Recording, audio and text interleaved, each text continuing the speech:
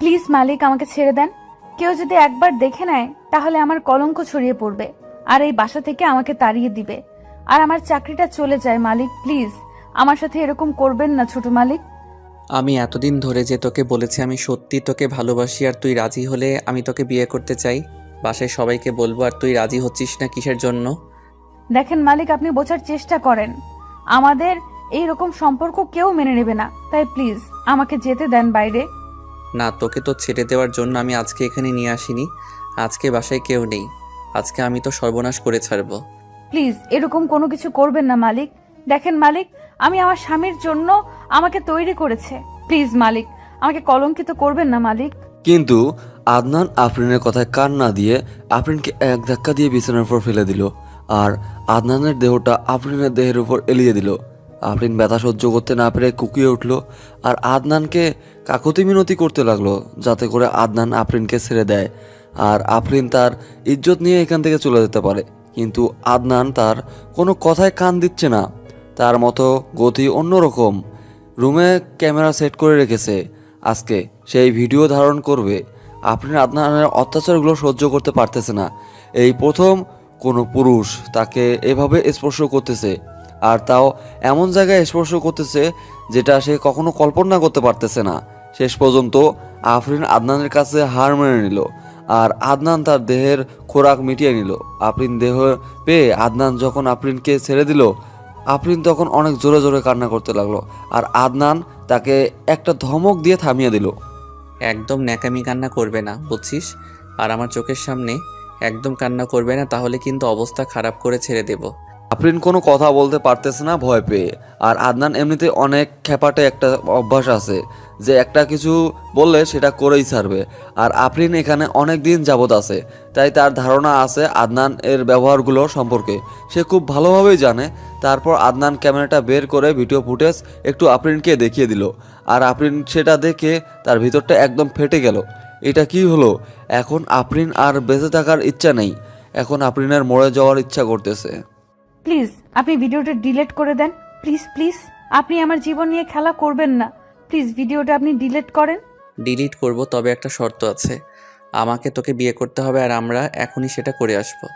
আপনার মাথা ঠিক আছে? আপনি এসব কি বলতেছেন? আমি এরকম কিচ্ছু করতে পারবো না। ঠিক আছে, তুই যদি আমার কথা না শুনিস তাহলে কিন্তু আমি এই ভিডিওটা ফেসবুক থেকে শুরু করে যত সোশ্যাল মিডিয়া সাইটগুলো আছে সবখানে শেয়ার করে দেব। না প্লিজ, এরকম কিছু করবেন না।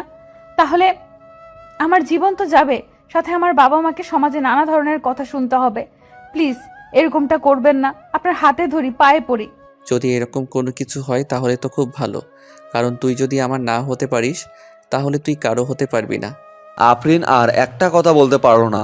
এখন সে মুখ বুজে সব কিছু সহ্য করে নিতে বাধ্য হচ্ছে, কারণ মুখ বুজে সহ্য না করে নিলে তার জীবন তো শেষ হয়ে যাবে, সাথে তার বাবা মার জীবনটাও অকালে মৃত্যুর যন্ত্রণা পেতে থাকবে।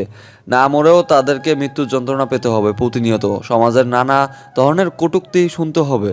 তা থেকে এখন আদনান সাহেব যেটা বলতে চায় সেটাই আফরিনকে মেনে নিলে মুখ বুঝে। তার যতই কষ্ট হোক, আর আফরিন ভালো করে জানে এখন এখান থেকে তার সুখের দিন শেষ, কষ্টের দিন শুরু, কারণ আদনানের বাবা মা কখনো এটা মেনে নেবে না। আর আদনান যে কি করবে সেটা এখন থেকে বুঝতে পারতেছে, তার সাথে যে কি করবে আদনান, আর কি ব্যবহার যে করবে। হ্যালো দীপ্ত, কোথায় তুই রে? তাড়াতাড়ি বাসা থেকে বেরিয়ে আমাদের আড্ডাখানায় চলে আয়। আজকে আমি বিয়ে করতেছি, বাসায় না জানিয়ে, আর এই কথা যেন কেউ জানতে না পারে। কি বলছিস এইসব? মাথা ঠিক আছে তোর? আর বাসায় না জানিয়ে বিয়ে করার কি আছে? আঙ্কেল আন্টি তো চাচ্ছে তোকে বিয়ে দিতে, তাহলে তুই বাসায় না জানিয়ে বিয়ে করবি কিসের জন্য শুনি? তোকে এত বেশি বুঝতে হবে না, তোকে যেটা বলেছি সেটা কর। আর শরীফ কোথায়? শরীফকে নিয়ে তাড়াতাড়ি অফিসে চলে আয়। দুজন সাক্ষী লাগবে আর উকিল লাগবে একজন, সেটা আমি ম্যানেজ করব। এখন তুই আর শরীফ তাড়াতাড়ি কাজী অফিসে চলে আয়। তুই কি পাগল হয়েছিস? কি বলতেছিস? আঙ্কেল আন্টিকে না জানিয়ে তুই যদি বিয়ে করিস, আর এটা তো ছেলে খেলা না, বা যখন যেটা চাইলাম সেটাই করলাম, এরকম তো কিছু না। তাই তো, তাহলে এরকম পাগলামি করতেছি কিসের জন্য? আঙ্কেল আন্টির বিরুদ্ধে গিয়ে বিয়ে করবি, তারা কি মেনে নেবে? ঠিক আছে, আমি বুঝতে পেরেছি তুই আমাকে সাহায্য করবি না, সেটা আমি খুব ভালো করে জানি। তোকে আমার ফোন দেওয়া ভুল হয়েছে, তুই থাক, তোকে আসতে হবে না। আচ্ছা আমি বের হচ্ছি আর শরীফকে নিয়ে যাচ্ছি, আর একটা বার ভেবে দেখো। আমি অনেক ভেবেচিন্তে তারপরে ডিসিশন নিয়েছি, তুই যদি আসতে পারিস তোর শরীফকে নিয়ে তাড়াতাড়ি চলে আয়। আমি এখন শরীফকে ফোন দিতে পারবো না, কারণ শরীফকে ফোন দিলে শরীফ সবাইকে সব কিছু আগে থেকে বলে দিবে। তাই আমি শরীফকে ফোন দিচ্ছি না, তুই শরীফকে যে কোনো একটা কিছু বলে ম্যানেজ করে তাড়াতাড়ি নিয়ে চলে আয়। আচ্ছা ঠিক আছে, আমি সব কিছু কন্ট্রোল করতেছি, তোকে এটা নিয়ে বেশি কিছু ভাবতে হবে না। আমি সব কিছু ম্যানেজ করে তারপর শরীফকে নিয়ে যাচ্ছি, তুই কাজী অফিসে চলে আয়, আমিও যাচ্ছি। তারপর আদনান আফরিনকে নিয়ে গাড়িতে করে কাজী অফিসের সামনে চলে আসলো। আর এদিকে থেকে দীপ্ত আর শরীফকে টালবাহানা দিয়ে কাজী অফিসে নিয়ে আসলো। দীপ্তকে বলল না যে আদনান বিয়ে করবে। দীপ্ত শরীফকে বলেছে যে দীপ্তর একটা খুব কাছের বন্ধু বিয়ে করতে যাচ্ছে, সে কখনো একটু যাইতে হবে, আর একা সেখানে যাওয়াটা কেমন হয়ে যায়, তাই তাদেরকে ইনভাইট করেছে, ভরপুর খাওয়া দাওয়া হবে। আর শরীফ বিয়ে কথা শুনে তার তড়িঘড়ি করে রেডি হয়ে বেরিয়ে আসলো। তারপর দীপ্ত আর শরীফ এসে কাজী অফিসের সামনে উপস্থিত হলো। শরীফ কাজী অফিসের দেখে একটু অবাক হলো, কারণ দীপ্ত তো বলেছিল যে বাসায় যাবে, তারা এখন কাজী অফিসে কি করে। শরীফ ভেবে নিল হয়তো কাজী অফিসে এখন বিয়ে হবে, তারপর সোজা বাসায় গিয়ে ভরপুর খাওয়া দাওয়া হবে। তার জন্য সে হাসি মুখে দীপ্তকে জড়িয়ে ধরে, ধন্যবাদ বন্ধু এত সুন্দর একটা বিয়ের আয়োজনে তাকে নিয়ে আসার জন্য। দীপ্ত কোনো কথা না বলে চুপচাপ মুচকে হাসি দিয়ে শরীফকে নিয়ে ভিতরে চলে আসলো। আর শরীফ যখন ভিতরে প্রবেশ করলো, ভিতরে প্রবেশ করে আদনানকে দেখে অবাক হয়ে গেল আর অনেকটা চমকে গেল। কিরে আদনান, তুই এখানে কি করতেছিস? আর আফরিন এখানে কি করে? আমি এখন বিয়ে করতে যাচ্ছি, তাও আবার আফরিনকে। তোদের কোনো সমস্যা আছে? কি বলতেছিস? তোর মাথা ঠিক আছে? এরকম একটা কাজের মেয়েকে তুই বিয়ে করবি, তোর মাথা কি ঠিক আছে? আঙ্কেল আন্টি জানতে পারলে কি হবে? দেখ, বেশি জ্ঞান দিতে আসবি না। এখন আমি যেটা বলতেছি সেটা শুনবি নাকি শুনবি না সেটা আমি এখন বুঝতে পারতেছি না, বাট আমি এখন যেটা করতেছি আমাকে করতে দিবি, বেশি কথা বলবি না। আচ্ছা, আমি খুব ভালোভাবে বুঝতে পেরেছি। আফরিন, তোমাকে বলতেছি, তুমি কোন হিসেবে একজন বাড়ির কাজের মেয়ে হয়ে মালিককে বিয়ে করতে চাও? তোমাকে কি আঙ্কেল আন্টি মেনে নেবে? তুমি কি অবুঝ? তুমি কি বুঝতে পারো না সব? দেখেন, আপনি এত বড় কথা বলতে পারেন না। আমরা দুজন দুজনকে ভালোবেসেই বিয়ে করতেছি, আর আদনান বলেছে যে বাসায় ম্যানেজ করতে পারবে, তাই আমি রাজি হয়েছি। আমি বুঝতে পেরেছি তোমার টাকার লোভ ধরে ফেলেছে, তার জন্য মালিকের ছেলেকে পটিয়ে বিয়ে করে নিচ্ছ, তাই তাই না? তার সাথে সারা জীবন খুব সুখে থাকতে পারো। আপনি যেটা ভাবতেছেন বা বলতেছেন ঠিক বলতেছেন। আমি টাকার জন্য বিয়েটা করতেছি। টাকা ছাড়া এই দুনিয়াতে কি আছে বলেন? টাকাই তো সবকিছু। আচ্ছা, তোমার টাকা লাগবে বলো, আমি তোমাকে টাকা দেব, তাও আদনানকে বিয়ে করা থেকে বিরত থাকো। তোমাকে আমি টাকা দিচ্ছি, তোমার যত টাকা লাগে তুমি নিয়ে চলে যাবে এখান থেকে অনেক দূরে। দেখ শরীফ, তোকে এখানে যা করার জন্য আনা হয়েছে তুই সেটা কর, আর এর থেকে বেশি কোনো কথা বলবি না, আর এত টাকার গরম দেখাতে আসবি না আমার সামনে। ঠিক আছে, তোমার যেটা মন চাচ্ছে সেটা করো, আমি আর কি বলবো? তোকে আমার আর কিছু বলার নেই। দেখেন, এখন অনেক কথা শুরু হয়েছে আমাকে নিয়ে, আর যখন প্রকাশ পাবে তখন বিষয়টা কেমন হবে বুঝতে পারতেছেন। আমাকে বিয়ে না করলেই মনে হয় ভালো হবে আপনার জন্য। একদম ওকে কস্টেপ লাগিয়ে দেবো যদি আর একটা আমার কথার উপর কথা বলেছো, তাহলে কিন্তু মোটেও ভালো হবে না তোমার সাথে। কি করবেন? মেরে ফেলবেন? তাহলে মেরে ফেলেন, আমি তো তাও আমার মনের ভাব প্রকাশ করে যাব। আপনি হয়তো আপনার ভালো মন্দ বুঝতে পারেন না, কারণ আপনি অনেক বড় লোকের ছেলে। আপনার কখনো টাকার অভাব হয় না, বা আপনি কোনো কিছুর অভাব বুঝতে পারেন না। আমরা গরিব মানুষ, আমরা সব কিছুর অভাব বুঝতে পারি। তোমার লেকচার আমি বাসায় গিয়ে শুনতেছি। এখানে যদি আর একটা লেকচার দিছো তাহলে কিন্তু তোমাকে জ্যান্ত পুঁতে ফেলবো, তারপর তোমার বাবাকে পুঁতে ফেলবো। এতক্ষণে শরীফ আর দীপ্ত বুঝতে পারলো যে আদনান জোরপূর্বকভাবে আফরিনকে বিয়ে করতেছে, এখানে আফরিনের কোনো দোষ নেই। তারপর শরীফ আফরিনের দিকে ভীতু চোখে দৃষ্টিতে তাকালো এবং ইশারায় ক্ষমা চেয়ে নিল। আর আফরিন ছলছল চোখে নিচের দিকে তাকিয়ে রইল। কি বলবে এখানে? নিরুপায়, কোনো কথা বলতে পারবে না। তারপর কাজী সাহেব বিয়ে যথারীতি অনুযায়ী কার্যক্রম শুরু করে দিল এবং সুন্দরভাবে কার্যক্রম শেষ করে দিল। আর এখন থেকে আদনান এবং আফরিন দুজনেই বৈধভাবে স্বামী স্ত্রী। এক পলকে সব কিছু পাল্টে গেল। আর শরীফ দীপ্ত এই বিয়ে সাক্ষী হয়ে রইল। শরীফ আর দীপ্ত আদনানের আর আফরিনের বাসায় পৌঁছে দিল। আর বাসায় এসে দেখে যে বাসায় এখনও কেউ ফিরে আসেনি, তাই দীপ্ত আর শরীফকে কিছু টাকা দিয়ে দিল আদনান, আর বলল যে তারা গিয়ে পার্টির আয়োজন করতে। একটু পর আদনান যাবে সেখানে। বাসায় লোকজন চলে আসলে দীপ্ত আর শরীফ সেখানে থেকে চলে গেল। আদনান কিছু বলল না, কারণ জানায় যে আদনান ইচ্ছাকৃতভাবে বিয়েটা করেছে। আর আফরিনের এখানে কোনো দোষ নেই। এখানে আফরিনকে কোনো কিছু বলার তাদের কাছে বোকামি মনে হবে, তাই তারা চুপচাপ চলে গেল। দীপ্ত আর শরীফ চলে যাওয়ার পর আদনান হুট করে আফরিনকে কোলে তুলে নিল এবং নিজের রুমের উদ্দেশ্যে রওনা দিল। আফরিনকে নিয়ে যাচ্ছে আর আফরিনের ভেতরটা শুকিয়ে যাচ্ছে। এবার না জানি কোন ধরনের অত্যাচার তাকে সহ্য করতে হয়। আপনি আমাকে এভাবে অত্যাচার করতেছেন কিসের জন্য? আমার ভুল কোথায়? তোকে বলেছিলাম না আমার থেকে খারাপ তোর জীবনে কেউ আসবে না। দেখ আমি তোর জীবনে এসে গেছি, এবার তোর দেখ কি অবস্থা করি। প্লিজ ছোট দেখে আমাকে ছেড়ে দেন, আমাকে যেতে দেন। আমি বাসায় যাব, আমার এখানে ভয় লাগতেছে। তোকে কি বাসায় যাওয়ার জন্য বিয়ে করে নিয়ে আসলাম? তুই এখন আমার গোলাম হয়ে থাকবি, আমি যেটা বলবো সেটা করবি। আর একটা যদি কথা বলেছিস তাহলে তোকে এখন এমন পিটান পিটাবো। আপনি কেন আমার সাথে এরকম করতেছেন? প্লিজ আমাকে যেতে দেন, আমার খুব খারাপ লাগতেছে, ব্যথা লাগতেছে। আফরিন মাত্র কথাটা বলা শেষ করলো আর সাথে সাথে আদনান আফরিনের মুখ চেপে ধরলো তার হাত দিয়ে। আফরিন শুধু শব্দ করতে পারতেছে, শব্দ হচ্ছে, কিন্তু তার মুখ থেকে কোনো কথা বের হচ্ছে না। এদিকে আদনান হিংস্রতার সাথে আফরিনের দেহের উপর ঝাঁপিয়ে পড়লো আর তার দাঁত দিয়ে আফরিনের গায়ে কত বিক্ষত করতে লাগলো। আর তার হাত দিয়ে আফরিনের গায়ে কিছু জায়গায় এমনভাবে দাগ কাটলো যাতে আফরিন ব্যথা পেয়ে কান্না করে দিল, কিন্তু সেদিকে আদনানের কোনো খেয়াল নেই। তোকে এত করে বলেছিলাম তুই আমাকে সুন্দরভাবে বিয়ে কর, তাহলে আজকে তোকে এত কষ্ট পেতে হতো না। তুই যত আমাকে কষ্ট দিয়েছিস প্রতিটা কষ্টের মাসুল তোকে দিতে হবে। আজকের পর থেকে সারা জীবন আর নিজেকে সবসময় প্রস্তুত রাখবে। যখন যেটা লাগবে আমি তোর থেকে তখন সেটাই নিয়ে নিব, বুঝছিস? আপনি আমাকে এত অত্যাচার করবেন না, তার থেকে আমাকে ফেলেন প্লিজ, তার থেকে আমাকে মেরে ফেলেন প্লিজ। এত তাড়াতাড়ি মরে যাওয়ার ইচ্ছা তোকে আমি কি বলেছিলাম তখন? কেমন দেমাগ দেখাইছিলি যে আমি তোকে কিছু করতে পারবো না? দেখেন ছোট মালিক, আমরা গরিব মানুষ, আপনারা শুধু আমাদের অত্যাচার করতে পারবেন, তাছাড়া কোনো কিচ্ছু না। বুঝতে পেরেছি, এরকম ইমোশনাল ডায়লগ আমার সামনে মারবি না। যা এখন এক কাপ কফি বানিয়ে নিয়ে আই। আমার খুব ব্যথা করতেছে ছোট মালিক, আমাকে বাসায় যেতে দেন, আমি কোনো কাজ করতে পারবো না এখন। তোকে বলছি না আজকের পর থেকে তোর এটাই বাড়ি আর তোর বাসায় যাওয়া হবে না। আজকের পর থেকে তুই ভুলে যা তোর কোনো বাসা আছে এই বাসা ছাড়া। কেন আমার সাথে এরকম করতেছেন? আমি বুঝতে পারতেছি না আমি কি ভুল করেছি। তুই যদি আর একবার আমার মুখের উপর তর্ক করেছিস তোকে যে আমি কি করে ফেলবো আমি বুঝতে পারছি না। তোকে যেটা বলেছি তুই সেটা কর, এক কাপ কফি বানিয়ে নিয়ে আয় তাড়াতাড়ি। আফরিন সেখানে একটা কথা বলার সাহস পেল না। আফরিন খুব ভালো করে জানে আদনান রেগে গেলে তার মাথা ঠিক থাকে না, কখন কি করবে আফরিন সেটা খুব ভালো করেই জানে। তাই নিজের কষ্ট হলো আদনানের কথা মেনে চলতে লাগলো। আর সে খুব ভালোভাবে বুঝতে পেরেছে যে আদনান তাকে কেন বিয়ে করে নিয়ে আসলো।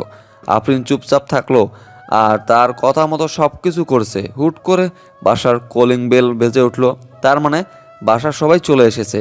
এটা ভেবে আফরিন খুব খুশি হলো যে এখন অন্তত এই মানুষটা তার দানবের মতো অত্যাচার তাকে সহ্য করতে হবে না।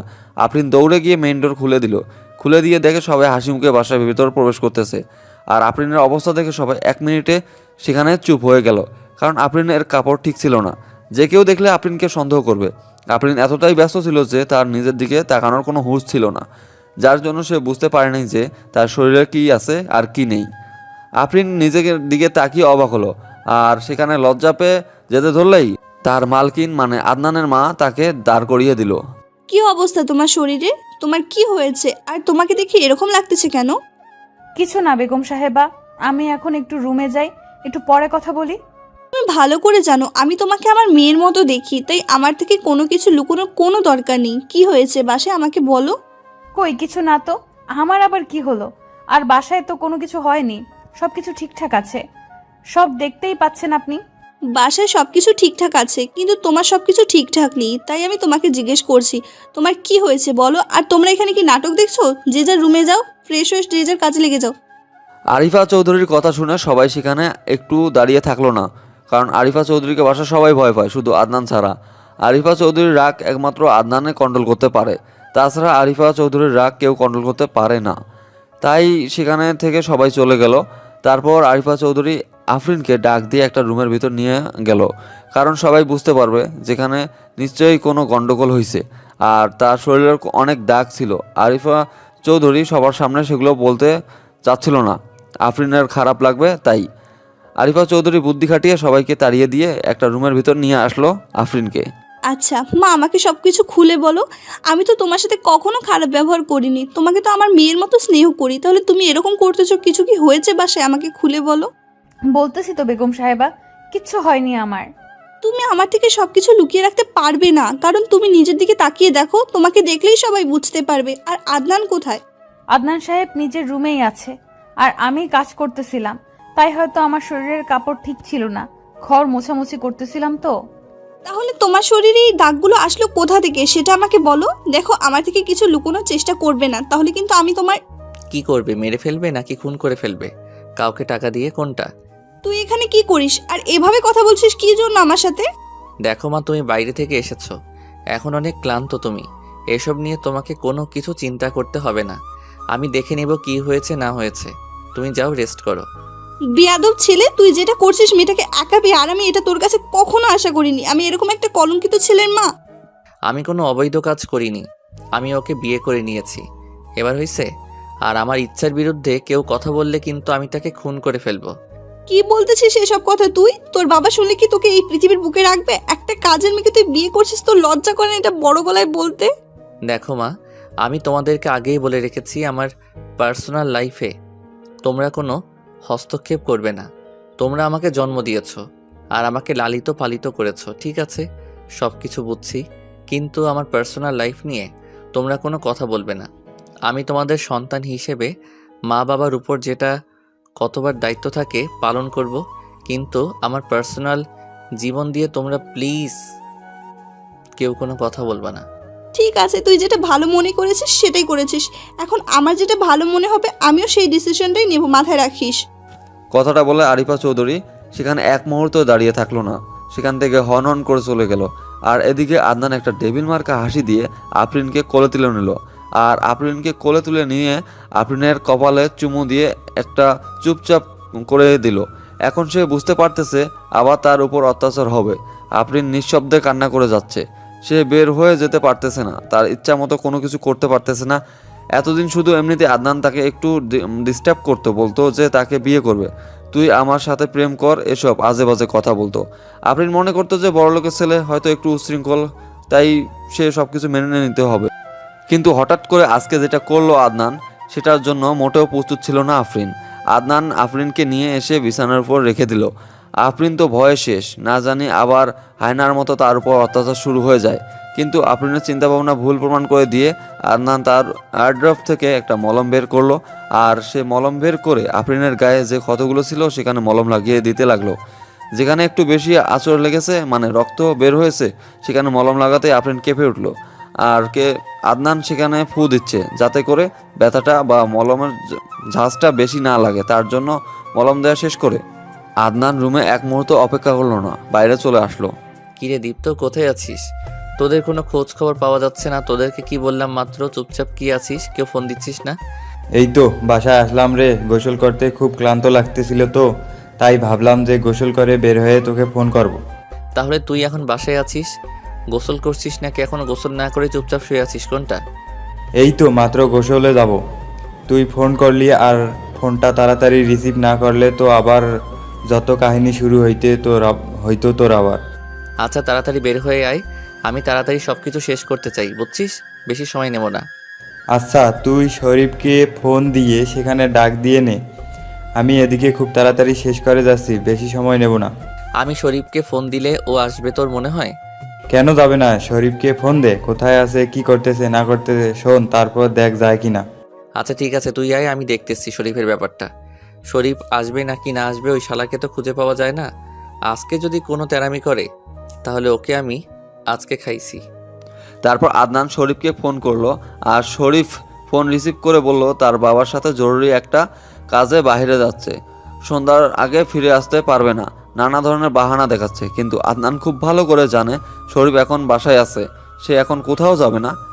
এখন একটু আগে সে শরীফের বাবার সাথে কথা বলেছে ব্যবসার কাজে, আর তিনি বলেছে আজকে তিনি সম্পূর্ণ ফ্রি আছে, সন্ধ্যার পর তাদের একটা মিটিং আছে। আর এদিকে শরীফের কথা শুনে আদনানের প্রচুর রাগ হচ্ছে, শালা তোর বন্ধু নাকি শত্রু শরীফ। আদনান কোনো কথা না বলে ডিরেক্ট শরীফের বাসার উদ্দেশ্যে রওনা দিল, কারণ তাকে বাসা থেকে তুলে নিয়ে আসতে হবে, সে কখনোই আসবে না। আর এদিকে আফরিন কখন যে ঘুমিয়ে পড়েছে আদনানের বিছানায় এসে সে বুঝতেই পারেনি। মলম লাগিয়ে দেওয়ার ফলে তার একটু আরাম মনে হয়েছিল, তাই সে ঘুমিয়ে পড়েছে। সারাদিন অনেক ক্লান্ত ছিল, আর ক্লান্ত থাকবেই না কেন, একটা মানুষকে যদি অতিরিক্ত অত্যাচার করে তাহলে তো তার শরীরের ভিতর ক্লান্তি চলে আসবে। তার উপর আদনানের রোমান্টিক টর্চার তো আছেই। আফরিন তাড়াতাড়ি উঠে ফ্রেশ হয়ে নিল, আর নিচে এসে দেখে সবাই তাকে নিয়ে এইটা ওইটা বলতেছে। কাজের মেয়ে হয়ে নাকি এখন সে বাড়ির বউ, তাকে নিয়ে নানা ধরনের কথা উঠেছে। যে কাজের মেয়ে, তোর এই দুঃসাহস কিভাবে হলো? তুই আমার প্রিয় মানুষকে বিয়ে করেছিস, তোর এই দুঃসাহস হলো কিভাবে রে? আফরিন কি বলবে না বলবে বুঝতে পারতেছে না। হঠাৎ করে পল্লবী বাসার ভিতরে প্রবেশ করে আফরিনের কাছে একটা কথা বলল, আর আফরিন ভয় পেয়ে আছে। কারণ আফরিন ভালো করে জানে পল্লবী আদনানকে অনেক আগে থেকে পছন্দ করে, কিন্তু আদনান পল্লবীকে পাত্তা দেয় না। কি হলো, কথা বলছিস না কিসের জন্য? কথা কানে যায় না? তুই আমার আদনানকে বিয়ে করেছিস কোন সাহসে? দেখেন ম্যাডাম, আমি এসব বিষয়ে কোনো কিছু বলতে পারবো না, আপনি আদনান সাহেবের কাছ থেকে শুনবেন। ছোট লোকের বাচ্চা, তুই আবার মুখের উপর তর্ক করিস? তোর সাহস কত বড়? তোর কলিজা বড় হয়ে গেছে নাকি একদিনের ভেতরে? দেখেন আপু, আমি আপনাকে অনেক আগে থেকে সম্মান করি, আর আপনি আমার চরিত্র সম্পর্কে খুব ভালো করে জানেন, আর আমি ছোট লোকের বাচ্চা সেটা আপনিও ভালো করে জানেন। তোর চরিত্র তো ভালো ছিল, ওপরে ফিটফাট, কিন্তু ভেতরে সদরঘাটের অবস্থা তোর। দেখেন ম্যাডাম, আপনারাই সব প্রশ্নের উত্তর আদনান সাহেবের কাছ থেকেই পাবেন, আমাকে এসব জিজ্ঞেস করবেন না প্লিজ, আমাকে কাজের মেয়ে হয়ে থাকতে দেন। তোর এই বড় বড় কথা আমি বের করতেছি, তোকে যে আমি কি করব, তুই এই মুহূর্তে এই বাসা থেকে বের হয়ে যাবি। আদনান সাহেব যদি আমাকে এক্ষুনি এখান থেকে চলে যেতে বলে আমি চলে যাব। আপনি প্লিজ একটু আদনান সাহেবকে ম্যানেজ করে নেন, উনি যদি আমাকে অনুমতি দেয় আমি এখান থেকে চলে যাব। সত্যি দেখেছেন আন্টি কত বড় সাহস, কিভাবে আমার সাথে তর্ক করছে, এত বড় স্পর্ধা হয়ে গিয়েছে তার। পল্লবী একটু শান্ত হও, নিজেকে কন্ট্রোল করো। আমি আদনানের সাথে কথা বলার সব কিছু মিটমাট করার ব্যবস্থা করতেছি। যত দ্রুত সম্ভব এই কলঙ্কটাকে এই বাসা থেকে তাড়িয়ে দেওয়ার ব্যবস্থা করেন আন্টি, না হলে আমি কিন্তু রাগের বশে কি করব বুঝতে পারছি না। তুমি একদম টেনশন করবে না, আমি সব কিছু দেখে নেব। কেউ এই বাসায় কাজের মেয়ে হয়ে রানী হবে, আর আমি সেটা মেনে নেব। ঠিক আছে আন্টি, তাহলে আমি আদনানের রুমে গিয়ে আদনানের জন্য অপেক্ষা করছি, আর এই যে কাজের মেয়ে, তাড়াতাড়ি আমার জন্য 1 কাপ কফি বানিয়ে নিয়ে আসো। কথাটা বলে পল্লবী উপরে চলে গেল, আর আফরিন ভেজা ভেজা চোখ নিয়ে রান্নাঘরে চলে আসলো। তার সাপোর্টে কেউ করবে না, সেটা খুব ভালো করে জানে সে। আর আদনান সাহেবও তাকে কিছুদিন পর ডাস্টবিনে ছুঁড়ে ফেলে দিবে, সেটা খুব ভালো করে জানে। কারণ আদনান সাহেব তার প্রেমে পড়েনি, তার দেহের মোহে পড়েছে। আফরিন কান্না করতে করতে পল্লবীর জন্য একটা কফি বানিয়ে নিয়ে উপরে চলে গেল। গিয়ে দেখে পল্লবী পায়ের উপর পা তুলে বিছানার উপর শুয়ে আছে। আর আফরিন সেখানে কফি রেখে চলে আসতে নিলেই পল্লবী তাকে আবার নানা কটু কথা শুনিয়ে দেয়। কিন্তু আফরিন সেখানে এক মুহূর্তে অপেক্ষা না করে তার আগের রুমে চলে আসলো, যেখানে সে থাকে রান্নাঘরের পাশে। বিছানায় গা এলিয়ে দিয়ে বালিশে মুখ গুজে দিয়ে কান্না করতে থাকে আফরিন। এর জীবনটা কি থেকে কি হয়ে গেল? যে মানুষগুলো এতদিন তাকে অনেক ভালোবাসতো, অনেক স্নেহ করতো, অনেক মমতা দেখাইতো, আজকে সেই মানুষগুলো তার বিপরীতে গিয়ে কথা বলতেছে। কেউ তাকে বোঝার চেষ্টা করতেছে না, কেউ তার কষ্টগুলো শোনার আগ্রহ প্রকাশ করতেছে না। সবাই শুধু ভাবতেছে যে আফরিন টাকার লোভে পড়ে আদনানকে বিয়ে করেছে আর বড়লোক হওয়ার স্বপ্ন দেখতেছে। কি রে, তুই না বাইরে গিয়েছিস? তাহলে এখনো রুমের ভিতরে কি করতেছিস? হুট করে শরীফের বাসায় আদনানের আগমন দেখে শরীফ অনেকটা ভয় পেয়ে গেল, কারণ আদনান সচরাচর এভাবে আসে না। কিন্তু হঠাৎ করে আজকে এভাবে আসলো, ব্যাপার কি? আর শরীফ বাহানা তাহলে ধরে ফেলেছে আদনান। শরীফ তো আমতা আমতা করতে লাগলো, কিন্তু কি বলবে বুঝতে পারতেছে না। কি হলো, কথা বলতেছিস না কেন? কিসের জন্য? তুই না বাইরে গিয়েছিস, তাহলে বাসায় কি করছিস? এই তো রেডি হচ্ছি, একটু পর বেরিয়ে পড়বো। তোকে তো একটু আগেই বললাম সময় তো লাগবে, তাই না? তুই তো এতক্ষণ দেরি করার কথা না, কারণ আমি তোকে ফোন করেছি 30 মিনিট হলো, আর আঙ্কেল তো এখনো বাইরে বসে আড্ডা দিচ্ছে। বাবার হয়ে গেলে তারপর দুজনে একসাথে বের হয়ে পড়বো, তার জন্য অপেক্ষা করতেছি, বুঝছিস ব্যাপারটা? দেখ, আঙ্কেল আর আমার সম্পর্কটা কীরকম তুই সব ভালো করে জানিস, তাই আমাকে মিথ্যা না বলে তাড়াতাড়ি এখন রেডি হয়ে আমার সাথে যাবি, আর না হলে তোকে আজকে যেটা করব না। আচ্ছা, ধরে ফেলেছে তাহলে ঠিক আছে, তুই একটু ওখানে অপেক্ষা কর, আমি ফ্রেশ হয়ে রেডি হয়ে তারপর যাচ্ছি। তোকে কোনো কিছু করতে হবে না, তুই এই অবস্থায় আমার সাথে যাবি, আর তোকে কোথাও নিয়ে যাচ্ছি না, কোনো প্রোগ্রামে নিয়ে যাচ্ছি না যে সাজগোজ করতে হবে মেয়ে মানুষের মতো।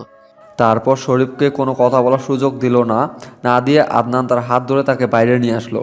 বাইরে এসে আদনান আর দীপ্তকে ফোন করলো। দীপ্তকে জানিয়ে দিল সে বেরিয়ে পড়েছে। এখন সে রাস্তায়, আর আদনান আর শরীফ একসাথে বেরিয়ে পড়লো। তারা তিনজনে একসাথে গিয়ে উপস্থিত হলো। তাদের প্রাণ মতো সব কাজ করা শেষ করে বাসার উদ্দেশ্যে রওনা দিল। বাসায় এসে দেখে সবাই উপস্থিত আর তাদেরকে নিয়ে সবাই কথা বলতেছে। আদনানকে দেখে সবাই একদম নিশ্চুপ হয়ে গেল, কারো মুখ দিয়ে কোনো কথা বের হচ্ছে না। আদনান সবার দিকে একটু রাগী দৃষ্টিতে তাকিয়ে উপরে চলে গেল। দীপ্ত আর শরীফ তাদের প্ল্যান মতো কাজ করে যাচ্ছে। কি হলো পল্লবী, তুই আমার রুমে কি করতেছিস আর আমার বউ কোথায়? তোর লজ্জা করে না একটা কাজের মেয়েকে বউ বলে স্বীকৃতি দিতে? আর আমার মাঝে কি কমতি আছে? আমার মতো হট মেয়ে আছে নাকি? দেখ, মাথা গরম করাবি না তুই। আমার রুমে কিসের জন্য আর আফরিন কোথায়? আমি কি জানি। আর কথা হলো, আন্টি আমাকে বলেছে খুব তাড়াতাড়ি আফরিনকে তোর কাছ থেকে ডিভোর্স করিয়ে নেবে, তারপর আমার সাথে তোর বিয়ে হবে। আর তুই সেটা বিশ্বাস করে নিয়েছিস, তাই না? আর তুই তো ভালো করে আমাকে চিনিস। আমি যেটা একবার বলি বা করি সেটা আর কখনো রিপিট করি না। দেখ, আমি ভালোই ভালোই বলতেছি, তুই ওই মেয়েকে ডিভোর্স করবি আর আমাকে বিয়ে করে নে। আর আমি তোকে কতটা ভালোবাসি সেটা তুই ভালো করে জানিস। আর আমার বাবার অনেক ধন সম্পদ আছে। তুই আমাকে টাকার লোভ দেখাচ্ছিস, তাই না? আমি টাকার ফকির, আমি টাকার গোলাম, তাই না? আমি সেটা বলছি না, আমি বলছি যে আমাদের স্ট্যাটাস মিলে যাবে। কিন্তু তুই ওই মেয়েটাকে বিয়ে করে নিয়েছিস, তাকে কোথাও নিয়ে যেতে পারবি? কোনো পার্টিতে নিয়ে যেতে পারবি? পারবি না। তুই যদি এখন আমার চোখের সামনে থেকে না গিয়েছিস তাহলে তোকে আমি সত্যি খুন করে ফেলবো। আমার হাতে দেখতে পাচ্ছিস তো সব কিছু আছে। কথাটা মাথায় রাখিস। তুই আজকে আমাকে যেভাবে অপমান করেছিস, আমি এই অপমানের প্রতিশোধ নেব। তুই ভালো করে জানিস পল্লবী কি কি করতে পারে। ঠিক আছে, আমিও দেখে নিব তুই আমার কি করতে পারিস। তুই এখন আমার চোখের সামনে থেকে ভাগ, আর এই বাসা থেকে নিমিষের মধ্যে উধাও হয়ে যাবি। পল্লবী আর কোনো কথা বলার সুযোগ পেল না, কারণ আদনানের চোখ দেখে বোঝা যাচ্ছে একদম রক্তিম বর্ণ ধারণ করে আছে আর মুখমণ্ডল লাল বর্ণ ধারণ করেছে। এর জন্য পল্লবী আর একটা কথা বলার সুযোগ হলো না আদনানের দিকে তাকিয়ে। আদনান তারপর কি করবে না করবে বুঝতে পারতেছে না, কারণ আফরিন এখন কোথায় চলে গিয়েছে, বাসায় আছে নাকি তাকে তাড়িয়ে দেওয়া হয়েছে, কিছুই বুঝতে পারতেছে না আদনান। আদনান কোনো কথা না বলে বাসায় মনে মনে খুঁজতে লাগলো আফরিনকে, কিন্তু কোথাও দেখতে পারতেছে না। তারপর সে আফরিনের রুমের কাছে আসলো। ঘরে এসে দেখে রুমের ভিতর থেকে দরজাটা লাগিয়ে দেওয়া, তার মানে আফরিন রুমের ভিতরেই আছে। আফরিন, এই আফরিন, দরজা খুলে বলতেছি। আফরিন আদনানের কণ্ঠ শুনতে পেয়ে চুপ করে রইল, কোনো কথা বলতেছে না। কিন্তু সে এভাবে বেশিক্ষণ চুপ থাকতে পারবে না, কারণ দরজায় এত জোরে আওয়াজ হচ্ছে যে এখন সহ্য করা যাচ্ছে না। পুরো বাড়ির শব্দ দিয়ে ভরপুর হয়ে যাচ্ছে। এখন যদি আফরিন দরজা না খুলে তাহলে তুলকালাম একটা কাণ্ড তৈরি হবে বাসায়। তাই ভয় পেয়ে আফরিন দরজা খুলে দিল। দরজা খুলে দেওয়ার সাথে সাথে আদনান আফরিনকে দুহাত দিয়ে দুই বাহুতে চেপে ধরলো। আমার কথা কানে যাচ্ছিল না তোর? আমি এতক্ষণ ধরে তোকে ডাকতেছি, শুনেও না শোনার ভান ধরে আছিস কিসের জন্য? কই না তো, আমি ঘুমিয়ে পড়েছিলাম। হঠাৎ ঘুম ভেঙে গেল দরজায় কড়া নাড়ার কারণে। তোর চোখ অন্য কিছু বলতেছে, তুই আমাকে মিথ্যা বলতেছিস। সত্যি বলতেছি, আমি ঘুমিয়ে পড়েছিলাম, আপনার ডাকে ঘুমটা চলে গেল আর এসে দরজা খুলে দিলাম। তুই এই রুমে এসে ঘুমিয়ে পড়েছিস কি জন্য? তোকে বলেছি না ওই রুম থেকে বের হবি না? পল্লবী আপু এসেছিল তো, বলল যে উনি সেখানে কিছুক্ষণ থাকবে, তাই আমি এখানে চলে আসলাম। রুমটা কার, তোমার স্বামীর নাকি তার স্বামীর, কোনটা? কে কার স্বামী? আমি আপনাকে স্বামী হিসেবে কখনো গ্রহণ করতে পারবো না। আর আপনি প্লিজ আমাকে যত তাড়াতাড়ি সম্ভব মুক্ত করে দেন, আমি এখান থেকে অনেক দূরে চলে যাব। একদম বেশি বকবক করবে না, তাহলে কিন্তু তোকে খুন করে ফেলবো, বুঝছিস? তাও আমার কাছ থেকে তোকে কোথাও যেতে দেব না। দেখেন পল্লবী আপু আপনাকে অনেক ভালোবাসে, আর এ বাসায় কেউ আমাকে মেনে নেবে না আপনার সাথে। আর আপনাকে আপুর সাথে অনেক জোশ মানায়। আর একটাবার যদি পল্লবীকে নিয়ে কথা বলেছিস আর একটা যদি কোনো উল্টাপাল্টা কথা বলেছিস, তাহলে কিন্তু আমি তোকে সত্যি এবার এমন অবস্থা করব যেটা তুই কল্পনা করতে পারবি না। আপনি আমাকে কতটা কষ্ট দিতে পারেন সেটা আমি খুব ভালো করেই জানি। প্লিজ আপনি আপনার যত টর্চার আছে, যত অত্যাচার আছে আমাকে করতে থাকেন, আমি সব সহ্য করব, কিন্তু তারপরও আমাকে এই বন্ধ জীবন থেকে মুক্ত করে দেন। কারণ এতদিন সবাই আমাকে অনেক ভালোবাসতো, অনেক স্নেহ করত, সবাই আমাকে অনেক সুন্দরভাবে সবকিছু বুঝিয়ে দিত, কিন্তু এখন আমাকে কেউ সহ্য করতে পারে না। সবাই আমাকে কটু কথা শোনায়, সবাই নানা ধরনের খারাপ কথা বলে আমাকে নিয়ে।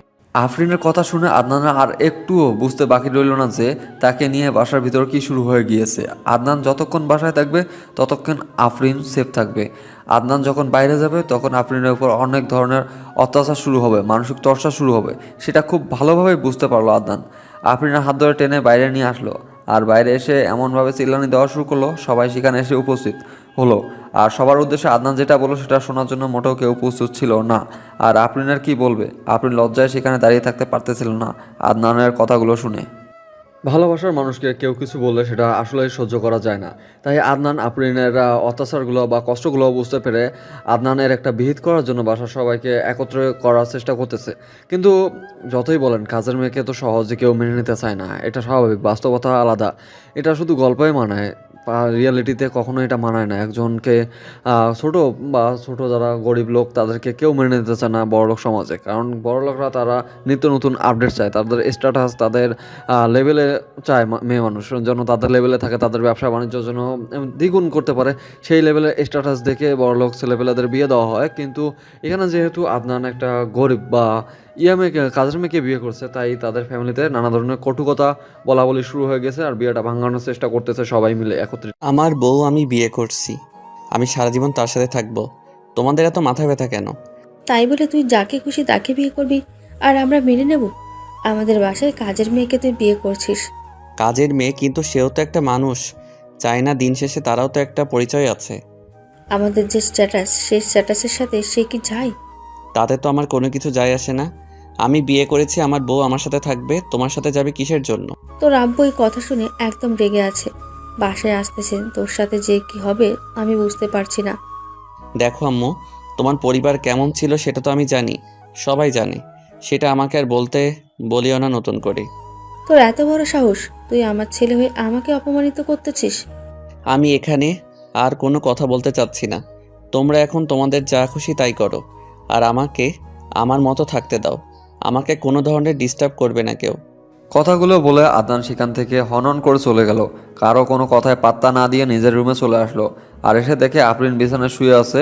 আদনান এসে আফরিনের এক সাইডে শুয়ে পড়লো আর আফরিনকে টেনে তার বুকের উপর নিয়ে নিল। আফরিন আমতা আমতা করতে লাগলো, তার সাথে কি হচ্ছে এখন? আবার তাকে অত্যাচার শুরু করবে না তো এই বদমাশ ছেলেটা? আফরিন মনে মনে আদনানকে অনেক গালি দিচ্ছে, কিন্তু আফরিনের মুখ ফুসকে কোনো কথা বলার সাহস পাচ্ছে না আদনানকে। কি হলো, এবার চুপ করে আছো যে? আমার তো মন বলতেছে তুমি আমাকে কিছু বলতে চাচ্ছ, বলো, সমস্যা নেই। আমার জন্য আপনাদের মাঝে অনেক সমস্যার সৃষ্টি হচ্ছে। প্লিজ আপনি আমাকে যেতে দিন এখান থেকে। আমি অনেক দূরে চলে যাব, কখনো এদিকে ফিরে আসব না। আমি কি বলছি তোমার জন্য যে আমার বাসা ঝামেলা চলতেছে, আর কই ঝামেলা চিল্লাচিল্লি হইতেছে? আপনি বুঝতে পারতেছেন না, আর বুঝেও না বোঝার ভান করতেছেন কিসের জন্য? আমার জন্য যত সমস্যা তৈরি হবে এই বাসায়, আমি চলে যাব এখান থেকে। সাহস থাকলে এই রুম থেকে বের হয়ে দেখা, তারপর বুঝবো যে তোর কলিজায় সাহস আছে। কলিজা টেনে ছিঁড়ে ফেলবো। আদনানের এরকম ধমক শুনে আফরিন একদম মুখ বদ্ধ করে নিয়ে চুপচাপ আদনানের বুকে নিজের মুখটা লুকিয়ে নিল। আফরিন আর কোনো আদনানের চোখের দিকে তাকাতে পারতেছে না। আর আদনান যে রাগ দেখাইছে, আফরিন তো ভয়ে আছে, কি জানি কি করে এখন তাকে। আদনান আফরিনের এরকম কাণ্ড দেখে মুচকি হেসে দিল আর নিজেই বলতে লাগলো, ওই স্যার, ভয় পেতে হবে না, এখন রেডি হয়ে নাও, বাইরে যাব। আমি এখন কোথাও যাব না, বাসায় অনেক কাজ আছে, আমাকে কাজগুলো শেষ করতে হবে, না হলে আবার বকাবকি করবে সবাই আমাকে। এখন দেখে কেউ আর বকাবকি করবে না। আর তুমি কেন কাজ করতে যাবে? কাজের মেয়ের অভাব আছে বাসায়? তুমি একমাত্র না যে তোমাকে দিয়ে সব কাজ করাই বাসায়? কিন্তু আমার ভাগে যে কাজগুলো আছে সেগুলো তো করতে হবে, তাই না? বুঝতে পেরেছি। এখন তোমাকে রোমান্টিক অত্যাচার না করলে তুমি বুঝবে না। যদি তুমি এখন আমার কথা না শোনো তাহলে তোমার ঠোঁটে জায়গা থাকবে না। মানে কি বলতে চাচ্ছেন? আমার ঠোঁটটা আবার কি করলো? আপনি আমার দিকে নজর দিবেন না, ভালো হবে না। এমনিতেই অনেক ব্যথা আছে এখনো। কি বোঝাতে চাচ্ছি বা কি বুঝতে পারতেছি না, তাই না? আসো প্র্যাকটিক্যাল বুঝিয়ে দেই। লাগবে না, আমার বোঝার মতো ক্ষমতা হয়েছে। আর আপনার বদমাশ নজর আমার দিক থেকে সরিয়ে ফেলুন, বুঝছেন? আমি অসহায় একটা মেয়ে, তাই বলে যখন খুশি তখন এইভাবে আমাকে। আফরিনের এরকম লাজুক কথাবার্তা আদনানকে যেন পাগল করে দিচ্ছে। আর আদনান আফরিনকে কাছে পাওয়ার আগ্রহতা আরও বেড়ে যাচ্ছে। আদনান এক টান দিয়ে আফরিনকে নিজের কাছে নিয়ে নিল এবং নিজের ঠোঁট দুটো আফরিনের ঠোঁটে বসিয়ে দিল। আফরিনের ঠোঁট এতক্ষণ ব্যথা ছিল, কিন্তু হঠাৎ করে আদনানের এরকম স্পর্শ তার ঠোঁটের ব্যথা নিমিষেই শেষ হয়ে গেল। আদনান ধীরে ধীরে তার ঠোঁট দুটো ছড়িয়ে আফরিনের গলায় নিজের ঠোঁট দুটো বসিয়ে দিল। সেই মুহূর্তে আফরিনের নিঃশ্বাস বদ্ধ হয়ে যাওয়ার অবস্থা। তার নিঃশ্বাস নিতে কষ্ট হচ্ছে, তার মনে হচ্ছে এখনই দমবদ্ধ হয়ে মারা যাবে। আদনান যখন আফরিনের গলা থেকে নিজের ঠোঁট দুটো সরিয়ে নাভিতে বসিয়ে দিল, তখন আফরিন আর নিজেকে কন্ট্রোল করতে পারল না। আদনানকে নিজের কাছে একদম শক্ত করে আর দুজনের ভালোবাসায় অতল সাগরে ডুব দিল। বেশ কিছুক্ষণ পর আদনান আফরিনকে ছেড়ে দিয়ে এক সাইডে শুয়ে পড়ল আর আফরিন লজ্জায় বালিশের নিচে মুখ গুজে দিয়ে রইল। আদনান আফরিনের কাণ্ড দেখে মুচকি হেসে দিল। অনেক হয়েছে লজ্জাবতী, আপনার লজ্জা পাওয়া, এখন তাড়াতাড়ি গিয়ে গোসল করে ফ্রেশ হয়ে নেন, বাইরে যাব। আপনি আগে গিয়ে গোসল করেন, তারপর আমি গোসল করব। আমার এখন যেতে ইচ্ছে করতেছে না, ব্যথা লাগতেছে। তাড়াতাড়ি যাও, গিয়ে গোসল করে ফিরে আসো। মেডিসিন নিয়ে এসেছি, খাবার খেয়ে মেডিসিন খাবে। এত বাহানা করার কিছু নেই, যাও। আপনি এরকম কেন? আমার কষ্টটা আপনার চোখে পড়ে না? আমার খুব ব্যথা লাগতেছে, আমার এখন যেতে ইচ্ছে করছে না। আচ্ছা বুঝতে পারলাম ব্যথা লাগতেছে, কিন্তু এখন তো একটু গোসল করতে হবে, তারপর কিছু খেয়ে মেডিসিন নিবা। দেখেন, আমি আপনার সাথে যাব না, এটা কারণ আপনার সাথে আমাকে মোটেও মানায় না। দেখো, এখন যদি আবার মাথা গরম করাও তাহলে কিন্তু ভালো হবে না, বলে দিচ্ছি। যদি আপনার মাথা গরম হয় তাহলে আমি কি করব? আমার কিচ্ছু করার নেই, আপনি এখান থেকে চলে যান। মানে কি এমন আবল তাবল কথা বলতেছো? আমি কি করলাম যে এখন আমার সাথে যেতে তোমার সমস্যা হবে? আর কে বলেছে তোমাকে আমার সাথে মানায় না? আমি বলতেছি তাই, আমি যাব না। আপনার কি হয়েছে? আপনি কেন আমাকে জোর জবরদস্তি করতেছেন? বলতেছি তো আমি যাব না। আফরিন আর আদনানের মাঝে এরকম তর্ক বিতর্ক চলতে থাকে। হুট করে দরজা খোলার আওয়াজ পেয়ে দুজন চুপ হয়ে যায়। আদনান তাড়াতাড়ি করে আফরিনকে ঢেকে দেয়। আফরিনের তেমন কাপড় ছিল না শরীরে, তাই কাঁথা দিয়ে আফরিনকে ঢেকে রাখে। আর আদনান নিজের উপর একটু কাপড় নিয়ে নেয়। দরজার দিকে তাকিয়ে দেখে পল্লবী রুমের ভিতর প্রবেশ করতেছে। একটু আগে না পল্লবী এখান থেকে চলে গেল? আদনান মনে মনে ভাবতেছে আবার কিসের জন্য আসছে তাও। আবার দুজন রুমের ভিতর আসছে, কোনো কথাবার্তা নেই। হুট করে রুমের ভিতর প্রবেশ করে আসলো।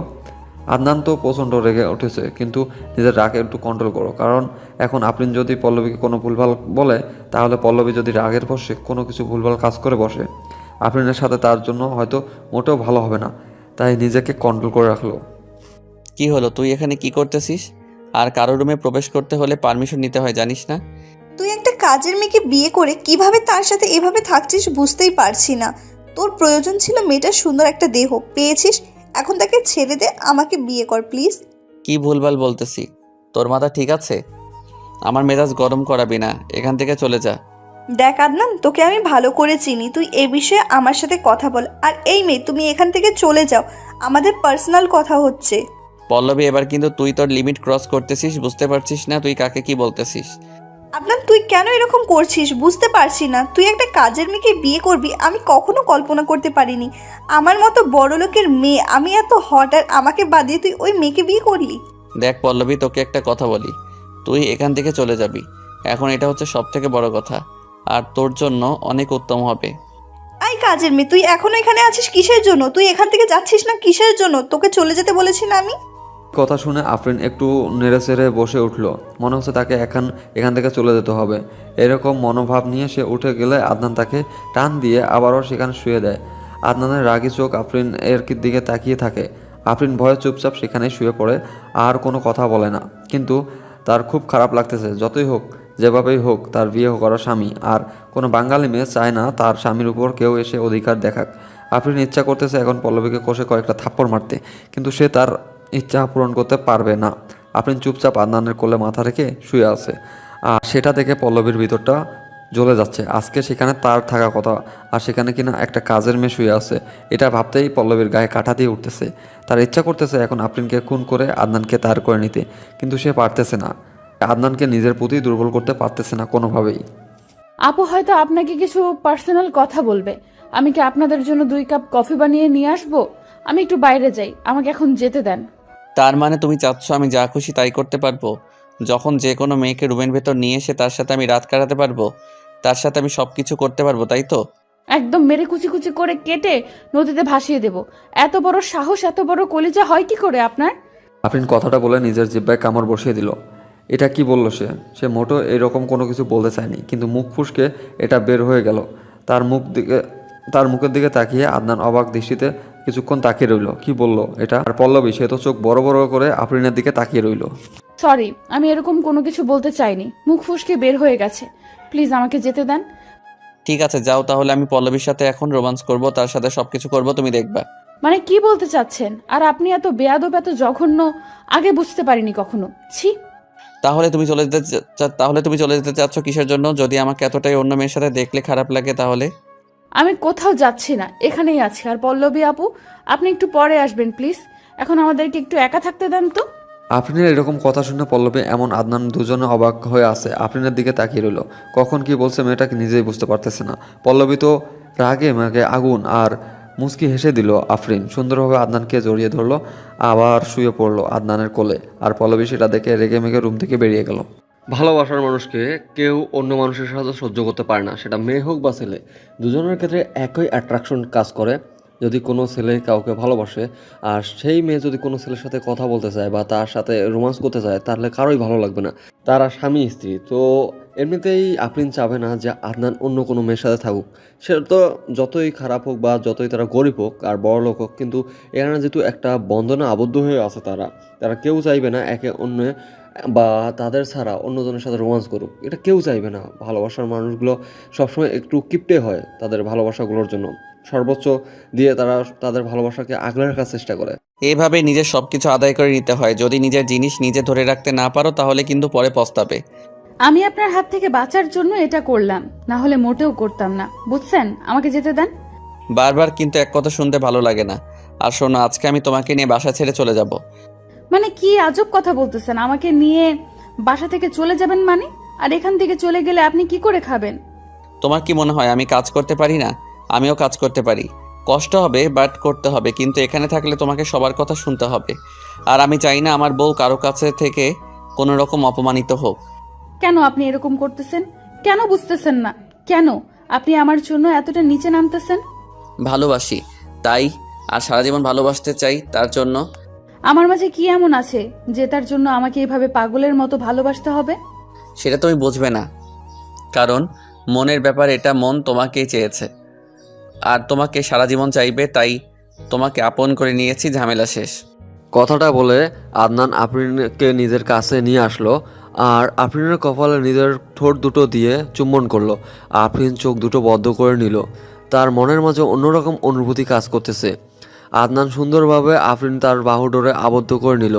আফরিন এখন কনফিউশনে আছে, সে কি করবে না করবে। সে কিছুই করে উঠতে পারতেছে না। আদনানের ভালোবাসা কিন্তু গ্রহণ করবে, সারা জীবন তার সাথে থাকবে নাকি তাকে ব্যবহার করতেছে কিছুই বুঝতে পারতেছে না আফরিন। তাই সে কোনো কিছু স্থির করতে পারতেছে না। যাও, এখন ফ্রেশ হয়ে আসলাম, বাইরে যাব। একটা বাসা খুঁজে বের করতে হবে আমাদের, সেখানে থাকতে হবে। বাসায় থাকলে অনেক ঝামেলা হবে। আপনি কেন এরকমটা করতেছেন বুঝতে পারতেছি না। না করলে হয় না? বাসা ছেড়ে চলে গেলে তো অনেক ঝামেলা হবে। এখানে থাকলে প্রতিগুণ বেশি ঝামেলা হবে। সবাই তোমাকে জ্বালাতন করবে, আর আমি তো সবসময় বাসায় থাকতে পারবো না। আমি একটা কাজের মেয়ে, দেখতে তো তেমন ভালো না। কেন আপনি আমার জন্য এরকম করতেছেন? যেটা আমার ইচ্ছা আমি সেটাই করেছি। দেখো, ভালোবেসেছি, তাকে বিয়ে করেছি, তার সাথে সারা জীবনটা পার করতে চাই। আর এটা নিয়ে যদি তুমি কোনোদিন আমাকে প্রশ্ন করেছো, তাহলে তোমার অবস্থা খারাপ আছে। আচ্ছা, আপনার খুশি, কিন্তু আমার মনে হচ্ছে দুদিন পর ঠিকই আমাকে রাস্তায় ছুঁড়ে ফেলে দিবেন। খুব ভালো করে জানি আমি। এই শালি, তোর সাহস কত বড়! মুখের বোতল করতেছিস, আর আমি যখন তোকে ছুঁড়ে ফেলে দিব তখন এই কথা বলিস? এখন আমাকে সহ্য করতে পারতেছেন না, আর তো কিছুদিন গেলে কি করবেন সেটা তো আমি ভালো করেই জানি। বড়লোকের ছেলেদের কোনো মতিগতি ঠিক নেই। আদনান এবার নিজেকে কন্ট্রোল করতে পারলো না, আফরিনকে কয়েকটা থাপ্পড় মেলে দিল। আর আফরিন অবাক হয়ে আদনানের দিকে তাকিয়ে রইল। আর আফরিনের চোখ থেকে নোনা জল গড়িয়ে পড়তে লাগলো। আফরিন কোনো কথা না বলে চুপচাপ মুখ বুজে সহ্য করে নিল। আদনান ধমক দিয়ে বলল তাড়াতাড়ি গোসল করে নিতে। আফরিন সেখানে এক মুহূর্ত থাকলো না, তাড়াতাড়ি বাথরুমে চলে গেল গোসল করার জন্য। আদনান রুমের বাইরে এসে দেখে তার বাবা বাসায়। আদনান সুন্দরভাবে তার বাবার সামনে গিয়ে বসে পড়ল। আদনানকে দেখে তার বাবা অনেকটা রেগে গেল, কিন্তু একমাত্র আদরের ছেলে কখনো রাগ দেখায়নি। আজ হঠাৎ করে একটা কাজ করে ফেলেছে। তার বাবা রাগ করবে না কি করবে বুঝে উঠতে পারতেছে না। শান্তভাবে বোঝানোর জন্য আদনানের বাবা নিজের রাগ কন্ট্রোল করলো। দেখো বাবা, তুমি যেটা করেছো সেটা আমি খুব ভালো করে শুনেছি। আর হয়তো তুমি ছোট এখনো, তাই নিজের বোঝার ভুল আছে। তুমি একটু এটা সংশোধন করে নাও। কি আজব কথাবার্তা বলতেছে বাবা, বুঝতে পারতেছি না কি সংশোধন করে নিব। আর কি ভুল আছে আমার, শুনি। দেখ, এখনো তুই ছোট বাচ্চা না, আর আমি কি বলতেছি সেটা তুই খুব ভালোভাবে বুঝতে পারতেছিস। এরকম না বোঝার ভান করার কি আছে? তুই আফরিনকে বিয়ে করছিস কিসের জন্য? আমি আফরিনকে ভালোবাসি, তাই জোর করে বিয়ে করেছি। আর এখানে আফরিনের কোনো দোষ ছিল না, কেউ তাকে দোষারোপ করতে পারবেন না। সেটা আমি খুব ভালো করে জানি, কারণ আমি আফরিনকে ছোটবেলায় নিয়ে এসেছি আমাদের বাসায়। তাই আফরিনের উপর আমার কোনো অভিযোগ নেই। কিন্তু তুই এটা কাজ কেন করলি? এসব কথা বাদ, এখন আমাকে কি করতে হবে? বাসা ছেড়ে চলে যেতে হবে, তাই তো? ওকে, ঠিক আছে, তাও কারো এত কথা শুনতে পারবো না। নিজের বাবার উপর কথা বলতেছিস, আবার আমার সাথে মুখে মুখে তর্ক করতেছিস, এত বড় স্পর্ধা! দেখো বাবা, আমি তোমার সাথে কখনো খারাপভাবে কথা বলিনি, আর আমি কখনো তোমার সাথে খারাপভাবে কথা বলতে চাইবো না। তাই প্লিজ তুমি এসব কথা বলা থেকে বিরত থাকো। আর আমি বাসা থেকে চলে যাব, সমস্যা নেই। কথাটা বলে আদনান সেখান থেকে উঠে চলে আসলো, আর আরিফ চৌধুরী সেখানে মুখ গুমরা করে বসে রইল। তার একমাত্র ছেলে একটা ভুল করেছে, তাকে এভাবে কথা না শোনালেও পারত। আরিফ চৌধুরী তো একসময় নিচু বংশের মেয়েকে বিয়ে করেছিল, ভালোবেসেছিল। তাই আর ভালোবাসা কখনো উঁচু নিচু দেখে হয় না, মন থেকে হয়ে যায়। তাহলে আজ তার ছেলে একটা ভুল করেছে, তার জন্য তাকে কেন কথা শোনাতে হবে? আমার তো কি বলে গেল বাসা থেকে চলে যাবে, এটা কোনোভাবেই মেনে নিতে পারতেছে না আরিফ চৌধুরী। আরিফ চৌধুরী রুমের ভিতরে এসে দেখে আরিফা চৌধুরী বিছানার উপর শুয়ে আছে। তার চোখে মুখে কোনো টেনশন বা কোনো চিন্তার ছাপ খুঁজে পাওয়া যাচ্ছে না। তার ছেলে যে একটা ঘটনা ঘটিয়ে ফেলেছে সেটা নিয়ে তার বিন্দুমাত্র মাথা ব্যথা নেই। আরিফ চৌধুরী এখন বুঝতে পারতেছে তার আম্মুর জন্য হয়তো আদনান বাসা থেকে চলে যাওয়ার সিদ্ধান্ত নিয়েছে। না হলে কখনোই তার ছেলে এত বড় স্পর্ধা করতে পারতো না। আসলে কথায় আছে না, ছোট লোক যখন বড় লোক হয়ে যায় তখন তার অহংকারটা অনেক বেড়ে যায়। তুমি এখনো এখানে শুয়ে আছো, আর ওদিকে আমার ছেলে বাসা ছেড়ে চলে যাচ্ছে, তা নিয়ে তোমার কোনো মাথা ব্যথা নেই। কি বলতেছো আবল তাবল কথা? বাসা ছেড়ে কেন চলে যাবে? মনে হচ্ছে তুমি কিচ্ছুই জানো না, ন্যাকামি করো আমার সাথে, তাই না? তুমি আদনানকে কি বলেছো? আমি আবার আদনানকে কি বললাম? আমি তো আদনানের সাথে তেমনভাবে কথা বলতেই পারিনি। আদনান রাগ দেখাচ্ছে আমাকে। আমি তো আদনানের সাথে ভয়ে কথা বলতে পারিনি। আমি শুধু তোমার জন্য অপেক্ষা করছিলাম। তাহলে আদনান চলে যাবে কিসের জন্য বাসা ছেড়ে, সেটা আমাকে বলো। সেটা এখন আমি কিভাবে বলতে পারবো? সে হয়তো ডিসিশন নিয়েছে বাসায় থাকবে না, তাই চলে যাবে। আর একটা কাজের মেয়েকে বিয়ে করেছে, তাকে কিছু না বলে এসে আমাকে কথা শোনাচ্ছ? তুমি কেমন মা যে তোমার ছেলে বাসা থেকে চলে যাচ্ছে আর সেটা নিয়ে তোমার কোনো মাথা ব্যথা নেই? আমি কখনো ওই কাজের মেয়েকে আমার বৌমা স্বীকৃতি দিতে পারবো না। ঠিক আছে, তাহলে তোমার বাবা কি করে? তোমার বাবা স্ট্যাটাস কি? তোমার কি এমন ছিল যার জন্য তোমার সাথে আমার বিয়ে হয়েছে? তুমি এসব কি আবল তাবল কথা বলছো? তোমার শরীর ঠিক আছে তো? তোমার কি মাথা ঠিক আছে? কি বলতেছো এসব তুমি? আমি সবকিছু ঠিক বলতেছি, আর একদম ঠিক বলতেছি আমি, আর একদম ঠিক আছি। আর একটা কথা শুনে রাখো, আমার ছেলে যদি এ বাসা থেকে চলে যায়, তার সাথে সাথে তোমাকেও এই বাসা থেকে আমি বের করে দেব, কথাটা মাথায় রেখো। আরিফ চৌধুরীর কথাটা বলে সেখান থেকে চলে গেল। আর আরিফা চৌধুরী মনে মনে ভাবতেছে এটা আবার কি হয়ে গেল। আরিফা চৌধুরীর টেনশন হচ্ছে, তার ছেলে যদি সত্যি সত্যি চলে যায় আর আরিফ চৌধুরী তাকে যদি বাসা থেকে তাড়িয়ে দেয়, তাহলে সে কোথাও যেতে পারবে না। সে নিঃস্ব হয়ে রাস্তায় ফকিরানি হয়ে ভিক্ষা করতে করতে দিনরাত যাপন করতে হবে। কথাটা ভাবতেই আরিফা চৌধুরীর গায়ে কেমন জানি কাঁটা দিয়ে উঠলো। সে খুব তাড়াতাড়ি রুম থেকে বের হয়ে তার সবাইকে ডাক দিল, যে করেই হোক আদনানকে বাসা থেকে বাইরে যেতে দেওয়া যাবে না।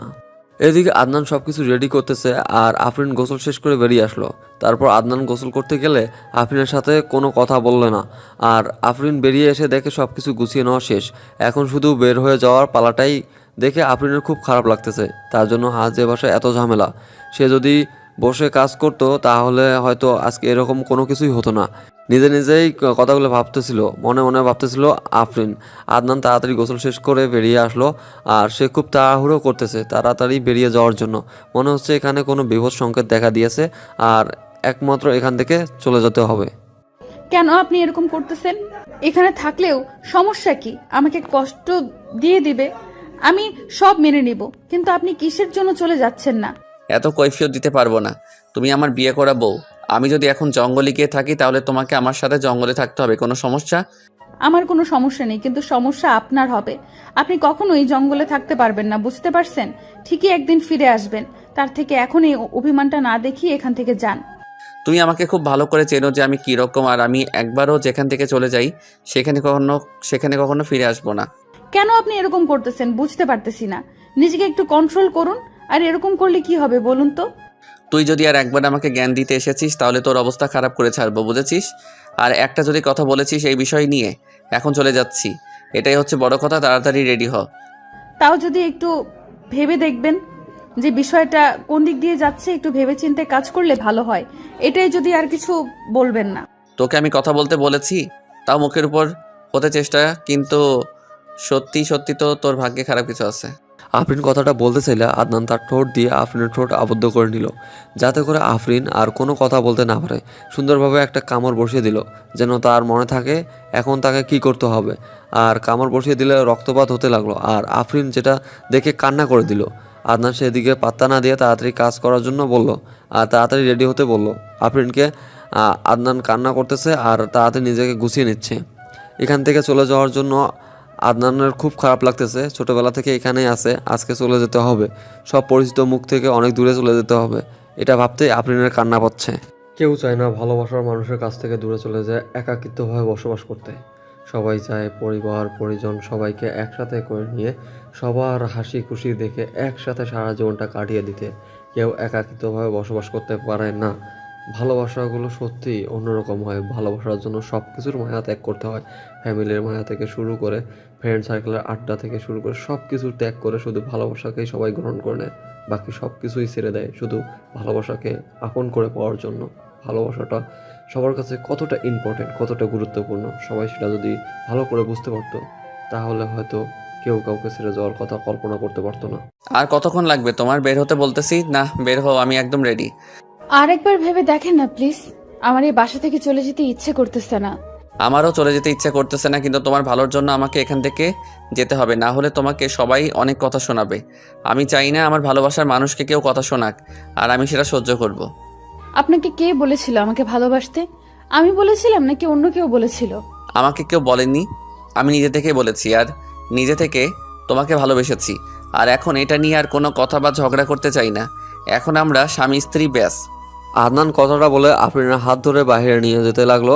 আফরিন যেতে চাচ্ছিল না, কিন্তু আদনান জোরপূর্বকভাবে আফরিনকে নিয়ে চলে যেতে চাইলে হঠাৎ করে আরিফ চৌধুরী মানে আদনানের বাবা সামনে এসে দাঁড়িয়ে পড়ে। কিন্তু আদনান সেদিকে কোনো তোয়াক্কা না করে আফরিনকে নিয়ে যেতে ধরলে আরিফ চৌধুরী আফরিনের হাত ধরে ফেলে। আচমকাই এরকম একটা পরিস্থিতি হয়ে যাবে আদনান বুঝতে পারেনি, তাই আদনান একটু ঘাবড়ে গেল। তার বাবা আবার উল্টাপাল্টা কিছু বলবে না তো? বড় হয়ে গেছো এখন, তাই না?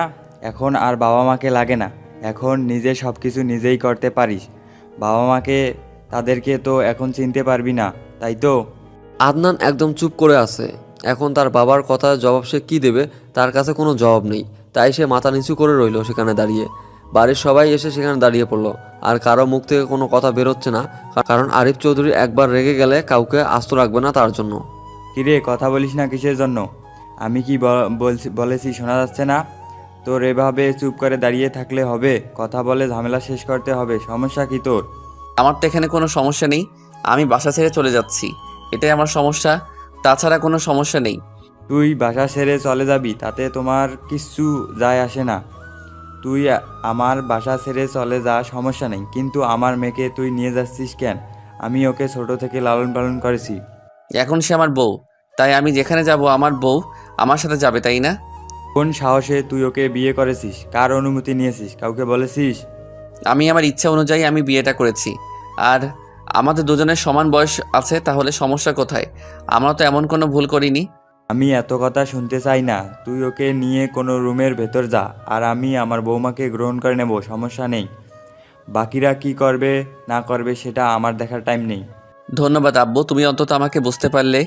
কিন্তু আমি এখানে থাকতে পারবো না, কারণ এখানে থাকলে আমার বউ পর্যাপ্ত সম্মান পাবে না। সেটা আমি দেখে নেব, কেউ কোনো কিছু বলার সাহস পাবে না।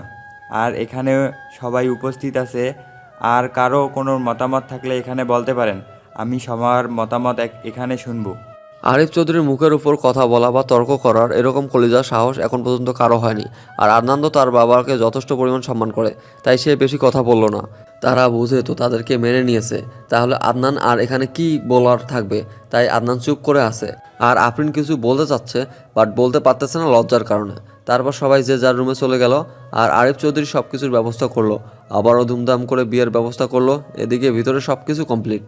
আদনান এবং আফরিন নতুন করে আবারও বিবাহ হলো, এবং সেটা ধুমধাম করে। আর সবার মতামত নিয়ে এখানে আদনানের মা আরিফা চৌধুরীর মত ছিল, কারণ সে এখন একটু ভালোভাবে চিন্তা করে শুরু করে দিয়েছে। তার অতীত নিয়ে একটু চিন্তা করেছে সে। অতীতে তো এরকম একটা গরিব ঘরের মেয়ে ছিল, এখন না হয় সে একজন বড় লোকের ওয়াইফ, কিন্তু অতীতে তো তার এরকম একটা অবস্থা ছিল, আর অতীতকে তো মুছে ফেলা যায় না, তাই না? আদনান এবং আফরিনকে বাসর ঘরে নিয়ে যাওয়া হলো, আর আফরিনকে বিছানায় বসিয়ে দিয়ে বাইরে সবাই চলে আসলো। আদনান রুমের ভিতর দরজাটা লাগিয়ে দিল। কি খবর? আজকে তো তোমাকে একদম চেনাই যাচ্ছে না। একদম রূপবতী, মায়াবতী, গুণবতী, একদম অন্য রূপে দেখা যাচ্ছে তোমাকে। আমাকে লজ্জা দিতে খুব পারেন আপনি, তাই না? লজ্জা দিলাম কই? প্রশংসা করতেছি তোমার, তাই না? এখন তার আমাকে মেনে নিতে কোনো সমস্যা নাই? আছে, অনেক সমস্যা আছে। আমি এখনই আপনাকে মন থেকে গ্রহণ করতে পারবো না। দেখো, মাথা গরম করাবে না একদম। আজকে আমাদের বাসর রাত, তাই বলতেছি সব কিছু ভুলে যাও। আমরা নতুন করে সব কিছু করতে চাই। আমি চাইলেই সবকিছু নতুন করে শুরু করতে পারবো না, আমার সময় লাগবে। আমি কি বারণ করেছি? যত খুশি সময় নাও, আমার কোনো সমস্যা নেই। আমি ভালোবাসি তোমাকে মন থেকে। আপনার কোনো কাণ্ডজ্ঞান নেই? একটা কাজের মেয়েকে ভালোবাসার কি আছে একটু বলবেন? আমার মাঝে কি এমন রহস্য আছে? কি আছে জানি না, বাট মুখ ভর্তি মায়া আছে, যে মায়া আমাকে এতটা আকৃষ্ট করেছে। কই, আমি তো কোনো মায়া দেখতে পাচ্ছি না। আপনি তাহলে কিভাবে দেখতে পাচ্ছেন? সেটা তুমি কখনোই দেখতে পারবে না। এটা শুধু আমি দেখতে পারবো, আমি ছাড়া অন্য কেউ দেখতে পারবে না এই মায়া। হয়েছে, আপনাকে আর কবি হতে হবে না, বুঝছেন? আমার খুব ঘুম পাচ্ছে, আমি ঘুমাবো। তাহলে বাসর করবো কার সাথে? অন্য মানুষ নিয়ে আসবো নাকি? ঘুমের বাহানা দেখালে চলবে না, বুঝছেন? আমার কোনো সমস্যা নেই, আপনি 8-10টা মেয়ে নিয়ে আসেন, এসব ফুর্তি করেন। আমি কি আপনাকে মানা করছি নাকি? দেখো, একদম উল্টাপাল্টা কথা বলবা না। মাথা গরম হলে কিন্তু তোমার কপালে আবারও দুঃখ আছে। আদনান আফরিনকে আর একটা কথা বলতে না দিয়ে বিছানার উপর আফরিনকে চেপে ধরলো। আফরিন একটু ব্যথা পেলে বাট মুখ বুঝে সেটা সহ্য করে নিল। তার এরকম অত্যাচারগুলো এখন মানিয়ে নেওয়ার অভ্যাস হয়ে গিয়েছে, তাই এই অত্যাচারগুলো এখন তার কাছে আর অতিরিক্ত অত্যাচার মনে হয় না। আদনান তার অষ্টদয় দ্বারা আফরিনের অষ্টদয়ে আবদ্ধ করে নিল। আফরিন ধীরগতিতে নিঃশ্বাস নিতে লাগলো, তার নিঃশ্বাসটা ভারী হয়ে আসতেছে। এদিকে আদনান ধীরে ধীরে আফরিনের একদম নিকটে মিশে যাচ্ছে। আফরিন কোনোভাবেই নিজেকে ধরে রাখতে পারতেছে না। আফরিন আজকে নিজের কাছে নিজেকেই হার মারলো।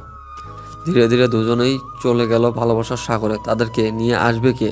আর তাদেরকে ফেরানো উচিত না। তারা যে একটা বৈধ ভালোবাসার সম্পর্কে আবদ্ধ হয়ে আছে, তাদেরকে ফেরানোর চেষ্টা করে লাভ কি? ধীরে ধীরে আদনান আফরিনকে ছেড়ে দিয়ে পাশে শুয়ে পড়লো, আর আফরিন এক টান দিয়ে বুকের উপর নিয়ে আসলো। আর আফরিন চোখ বদ্ধ করে আদনানের বুকে মাথা রেখে ঘুমিয়ে পড়ার বিধা চেষ্টা করতেছে। দেখতে পারতেছো কিরকম অত্যাচার হবে এখন থেকে আমার কথা না শুনলে? আপনি মানুষ না, আপনি মানুষ নামে কলঙ্ক। একটা মেয়ের অনুভূতি বোঝার বিন্দু মাত্র চেষ্টা করেন না আপনি। দেখো, তোমাকে একটা কথা বলি, আমি আমার রাগকে কন্ট্রোল করতে পারি না। তাই প্লিজ, আমার যখন রাগ উঠবে তখন আমাকে আরও রাগিয়ে দিও না। আমার বুঝি রাগ হয় না, তাই না? আমি মানুষ না, আমি রোবট। আমাকে যেভাবে ইচ্ছা সেভাবে ব্যবহার করতেছেন, আর আমি সহ্য করে যাচ্ছি। দেখো, তুমি আমাকে খুব ভালো করে চেনো। আমি বলতেছি না যে তুমি আমাকে চেনো না, তাই আমার মতো তুমিও হয়ে যাও। আমি যখন সেটা চাচ্ছি সেটা দিচ্ছ না কেন তুমি? মন থেকে আসে না, বুঝতে পারছেন আপনি? আমার মনে আপনার জন্য শুধু ঘৃণা কাজ করে, তাছাড়া কোনো সম্মান বা ভালোবাসা কাজ করে না। আফরিনের এই কথা শুনে আদনান হুট করে বিছানা ছেড়ে উঠে পড়লো এবং বাইরে চলে আসলো। বাইরে এসে দেখে এখনো সবাই ঘুমিয়ে পড়েনি। বাইরে কয়েকজন বসে গল্প করতেছে, কিন্তু কাউকে কোনো পাত্তা না দিয়ে বাসা থেকে সোজা বেরিয়ে গেল। আর আদনানকে কেউ কিছু বলবে এরকম বুকের পাঠা এখনো কারো হয়নি। আর আরিফ চৌধুরী রেস্ট করার জন্য নিজের রুমে ছিল, তার জন্য জানে না বাইরে চলে গিয়েছে আদনান। আর আফরিন একটু মনে মনে খুশি হলো যে অন্তত এখন তার ইচ্ছা মতো সে থাকতে পারবে। আদনান বাইরে এসে দেখে সব দোকানপাট বন্ধ হয়ে গিয়েছে। এখন সে সিগারেট খাবে কিভাবে? কোনো কথা না বলে চুপচাপ মাথাটা নিচু করে রাস্তার এক সাইড দিয়ে হেঁটে যাচ্ছে। আর পাঞ্জাবির পকেটে নিজের হাত একটা ঢুকিয়ে দিয়েছে, আর একটা হাত প্যান্টের পকেটে। সে শুধু ভাবতেছে, একটা মানুষকে ভালোবেসে এত করে বিয়ে করলো, এখন তার পরিবার থেকে মেনে নিল তাদেরকে, কিন্তু তারপর সেই মানুষটা কেন তাকে মেনে নিচ্ছে না? আদনান তো আফরিনকে সত্যিকারের ভালোবাসে, টাইম পাস বা বিয়ে করেছে, কিছুদিন পর ছুঁড়ে ফেলে দিবে এরকম তো না। তাহলে কেন আফরিন আদনানকে আবার দূরে ঠেলে দিচ্ছে? কেন তাকে বুঝতে পারতেছে না? আঙ্কেল, দরজাটা একটু খুলবেন প্লিজ, আমার একা ভয় লাগতেছে। একা ভয় করবে কিসের জন্য? আদনান কোথায়? আদনান আর তুমি না এক রুমে, তাহলে তোমার ভয় করতেছে মানে? আপনার ছেলে সে কখন রুম থেকে বেরিয়ে গিয়েছে, এখনো আসার খবর নেই। ভয় লাগতেছে, একা একা। আপনি তো জানেন আমি একা থাকতে পারি না। আর তুমি এখন এসে আমাকে বলতেছো কখন গিয়েছে, আর বলে যায় নাই তোমাকে কি করতে গিয়েছে বাইরে? আসলে এখানে ভুলটা আমারই, আমার সাথে একটু ঝগড়া হয়েছে, আর হয়তো আমার উপর রাগ করেই বাইরে গিয়েছে। দেখো, একটা কথা বলি, যা হয়েছে হয়েছে, সব কিছু ভুলে যাও আর নতুন করে সব কিছু শুরু করো। আর তোমাকে তো কেউ কোনো কিছু বলবে না, সবাই তোমাকে ভালোবাসে, তুমি ভালো করে জানো। কিন্তু আগের মতো কেউ আমাকে ভালোবাসবে না, সেটা আমি খুব ভালো করেই জানি। তাই আমার খুব ভয় লাগতেছে। কিছুদিন পর আমাকে তো এখান থেকে ছুঁড়ে ফেলে দেওয়া হবে, তাই না? সেই তুমি ছোটকাল থেকে এখানে আছো, তুমি তো আমাকে চেনো, আর আমার উপর তো তোমার আস্থা বা বিশ্বাস আছে, তাই না? এসব নিয়ে পরে কথা বলবো আঙ্কেল। আপনি একটু দেখেন আপনার ছেলে কোথায়, আর রাগের বশে কোথায় কি করতেছে। ওনার তো রাগ উঠলে কন্ট্রোল করতে পারে না। ভয় লাগতেছে এখন আমার। আচ্ছা তুমি যাও, আমার রুমে গিয়ে বসো, তোমার আন্টির সাথে আমি দেখতেছি। না, একটু রুমে যাচ্ছি, একটু রুমে কাজ আছে তো, আমি কাজটা শেষ করতেছি। আপনি একটু খোঁজ নিয়ে দেখেন কোথায় আছে, বাসায় আসবে কিনা, একটু আমায় জানাবেন। কথাটা বলে আফরিন তার নিজের রুমে চলে গেল। আফরিন যদিও রাগ দেখিয়ে আদনানকে কথাগুলো শুনিয়ে দিয়েছিল, কিন্তু এখন ভেবে কষ্ট হচ্ছে আফরিন যে কেন তাকে কথাগুলো বলতে গেল। আর মানুষটা এভাবে চলে যাবে ভাবতে পারেনি। মানুষটা তো তাকে ভালোবাসে, তার তো খারাপ চায়নি বা তার কোনো ক্ষতি করার চেষ্টা করেনি, তাহলে কেন অমানুষের মতো তার সাথে আচরণ করলো আফরিন? এটাই ভেবে খুব কষ্ট পাচ্ছে আফরিন। আর এদিকে আদনান হাঁটতে হাঁটতে অনেক দূর পথ এসে পড়েছে। এখন ঘড়ির দিকে তাকিয়ে দেখে রাত 3টা বেজে গিয়েছে। এতক্ষণ সে হেঁটেছে, প্রায় 2 ঘন্টা ধরে হাঁটতেছে। তার মানে সে অনেক দূর পথ পাড়ি দিয়ে ফেলেছে। যখন সে বুঝতে পারলো সে অনেকটা পথ পাড়ি দিয়ে ফেলেছে, তখন সে আবার গন্তব্যের উদ্দেশ্যে রওনা দিল। সামনে এসে একটা ভয়ানক বিপদের সম্মুখীন হলো সে। অন্ধকার কালো ঘুটঘুটে রাস্তা, আর সামনে কয়েকজন মাতাল ছেলে মাতলামি করতেছে নেশাদ্রব্য পানীয় পান করার পর। আদনান কখনো এরকম বিপদের সম্মুখীন হয়নি। আদনানের খুব খারাপ লাগতেছে যদি এখন তাদের সাথে ঝামেলা লেগে যায়, কারণ মানুষ যখন মাতাল হয়ে যায় তখন তার সেন্স থাকে না, সে কী করতেছে না করতেছে কিছুই বুঝতে পারে না, সে মানুষ থেকে অমানুষ হয়ে যায়। এটা ভেবে আদনানের খুব খারাপ লাগতেছে, কারণ তারা তো এখন তাদের ভারসাম্যহীন হয়ে পড়ে আছে। হুট করে যদি আদনানের উপর খুব খারাপভাবে আক্রমণ করে দেয়, আদনান কিছুই করতে পারবে না, শুধু আদনানকে দেখতেই হবে। তাই আদনান পাশ কেটে যেতে চাইলো, বাট পাশ কেটে যেতে পারলো না। হুট করে তারা এসে আদনানের উপর একটু আক্রমণাত্মক হয়ে উঠলো। আর অবস্থা বিগতি দেখে আদনান নিজের আত্মরক্ষার জন্য যতটুকু সম্ভব ততটুকুই লড়ে যাচ্ছে তাদের সাথেই। কি হয়েছে তোমার? আর তোমার শরীরে এত ক্ষত বিক্ষত কেন? এত শরীরে দাগ আসলো কোথা থেকে তোমার? তেমন কিছু না, আমি ঠিক আছি আর আমি এখন ঘুমাবো, আমাকে ডিস্টার্ব করবে না। আপনার কি হয়েছে আমি সেটা জানতে চাচ্ছি। আর আপনাকে এরকম দেখাচ্ছে কিসের জন্য? কি হয়েছে আমাকে বলবেন প্লিজ? তোকে বেশি বকবক করতে হবে না, তুই এখন আমার চোখের সামনে থেকে যা। আপনি এরকম করতেছেন কেন বুঝতে পারতেছি না। আপনি আমার সাথে ভালোভাবে কথা বলেন। এত কথার কৈফিয়ত দিতে পারবো না, তুই যা এখন। আমি আপনার ঘরের বউ, আমাকে বলতেই হবে আপনার কি হয়েছে। কারণ আপনার নিশ্চয়ই কোনো কিছু হয়েছে, আর আপনি সেটা আমাকে কেন বলবেন না? আমি কিসের জন্য বলবো? আমার বলার ইচ্ছে করতেছে না, আমার ঘুম পাচ্ছে, আমাকে ঘুমাতে দে, আর তুই এখান থেকে সরে যা। কথাটা বলে আদনান নিজের রুমে প্রবেশ করলো, আর বাথরুমে গিয়ে একটু ফ্রেশ হয়ে বিছানা এসে শুয়ে পড়লো। আফরিন কি বলবে না বলবে ভেবে পাচ্ছে না। এখন আফরিনের খুব খারাপ লাগতেছে, তার সাথে এরকম করা মনে হয় ঠিক হয়নি।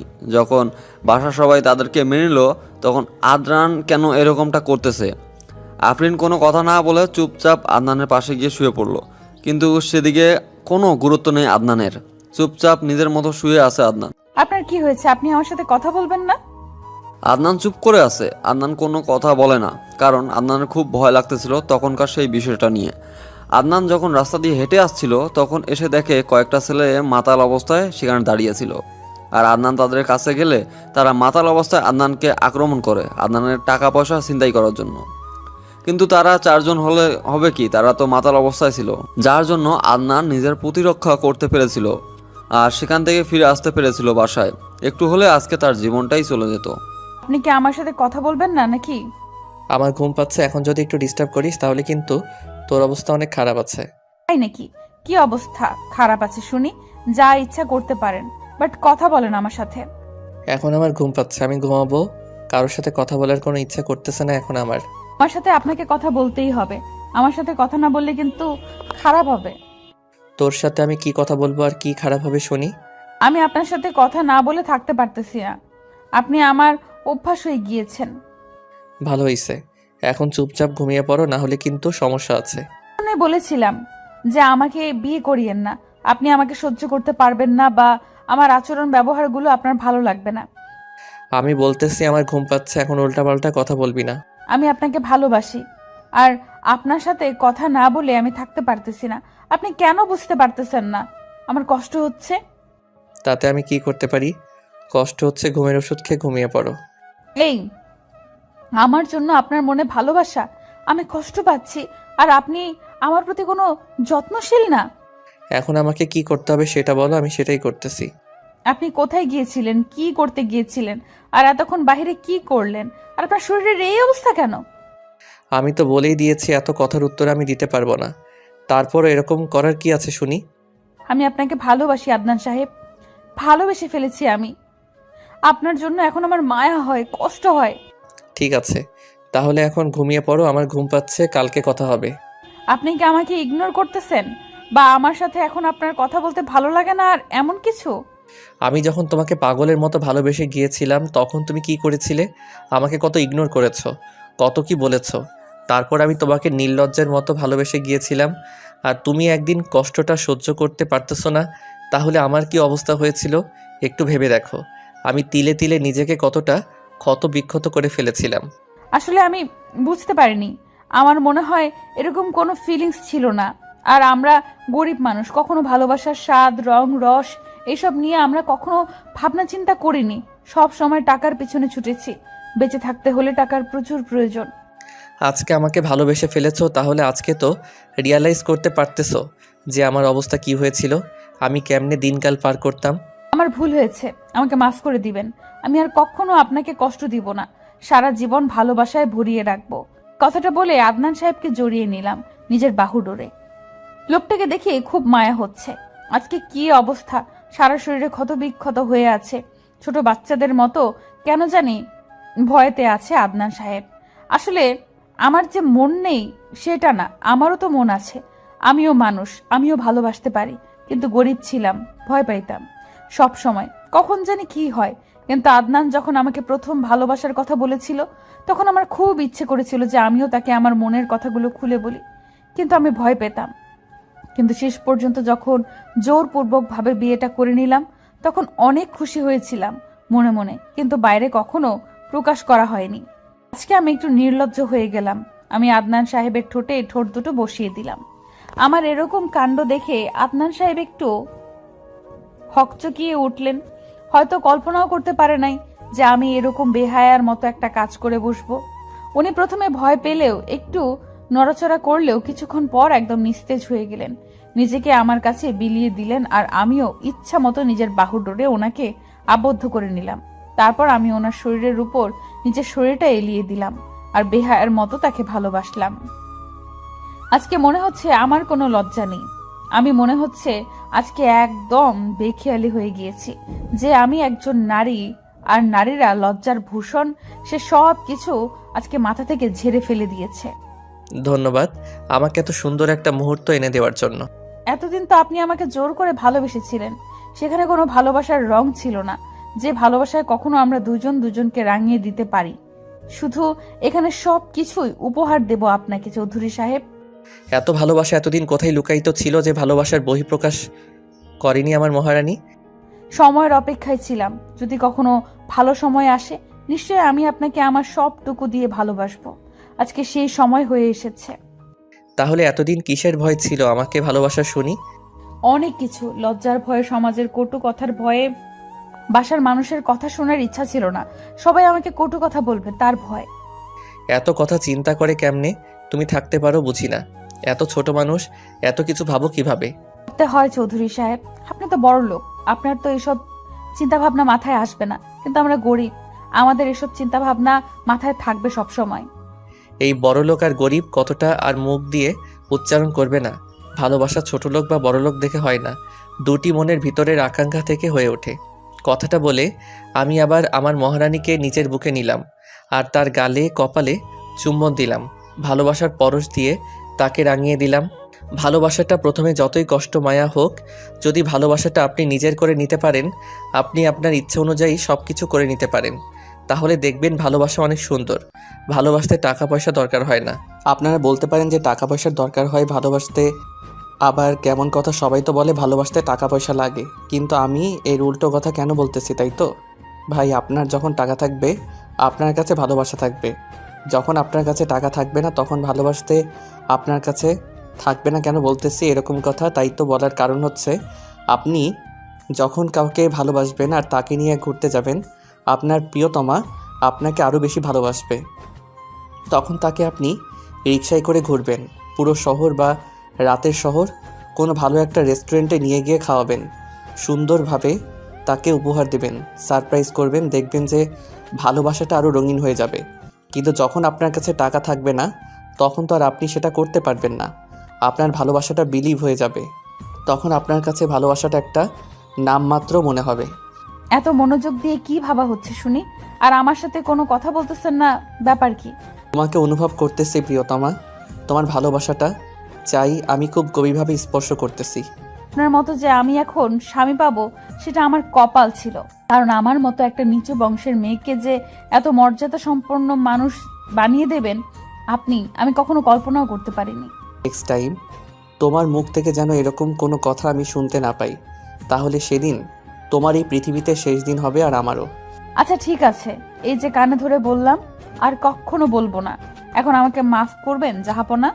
এরকম হুটহাট কথা তোমার মাথায় আসে কিভাবে বুঝি না। এরকম করে যে তুমি আমাকে নেশায় ফেলে দাও। আমি কোনো বিষদ্রব্য না যে আমাকে দেখলে বা আমার এরকম আচরণ দেখলে আপনি নেশায় পড়ে যাবেন, বুঝছেন মিস্টার? তুমি ঠিক বলছো, তুমি কোনো নেশা জাতীয় দ্রব্য না, তুমি তার থেকে অধিক বেশি, কারণ নেশা করলে ঠিক হয়ে যায়। বাট তোমার নেশায় পড়ে গিয়েছি আর এটা ঠিক হওয়ার মতো না।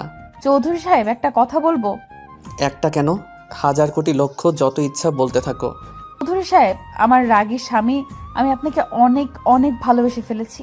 I love you. আমিও আমার এই পাগলিটাকে অনেক ভালোবাসি, অনেক। সারা জীবন তার সাথে আমি পার করতে চাই, সব হাসি কান্না দুঃখ তার সাথে শেয়ার করতে চাই। আমিও ভালোবাসি আপনাকে, আমার সব কিছু আপনার সাথে শেয়ার করে সারা জীবন যতদিন দেহে নিঃশ্বাস আছে ততদিন আপনার সাথে হাতে হাত রেখে পায়ে পা মিলিয়ে চলতে চাই। আসো আর একবার তোমাকে আদর করি, অনেকক্ষণ থেকে আদর করি না তোমাকে। এই মাত্র 2 বার হয়ে গেল আপনার, তাও হচ্ছে না? আরো লাগবে? আমি পারবো না, আমার ঘুম পাচ্ছে এখন। আমি তো কোনো কথা শুনতে চাই না। আমার যখন যেটা লাগবে আমি তখন সেটা আমার বউয়ের কাছ থেকে নিয়ে নিব। আমার থেকে অনুমতি নেওয়ার কি আছে? আপনার বউ আপনি নিতে পারেন, তাই না? আমাকে আবার বলতে হয়? কথাটা বলে আফরিন এবং আদনান দুজনে আবারও হারিয়ে গেল ভালোবাসার সাগরে।